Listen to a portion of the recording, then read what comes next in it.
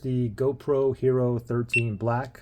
I'm going to show you how to perform a factory reset. Okay, so very simple. So first thing is go ahead and just turn it on, and then from here we're going to slide down from the top, and now we're going to look for preferences. Okay, you can slide to the left or you can slide over to the right, and I see preferences right here. Let's tap on preferences. Now we're looking for reset here, so we want to scroll all the way down to the very bottom. It says reset right there. Let's tap on that. And now we're going to go to the very bottom here, and it says factory reset. Let's tap on factory reset, and it says reset your settings, clear your connections, and remove the camera from your GoPro cloud account.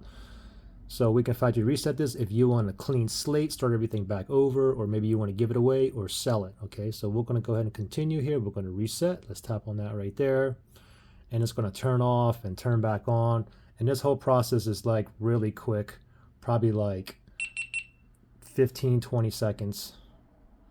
All right, just wait here, almost done. And voila, we're at the setup stage. There you go. Pretty simple.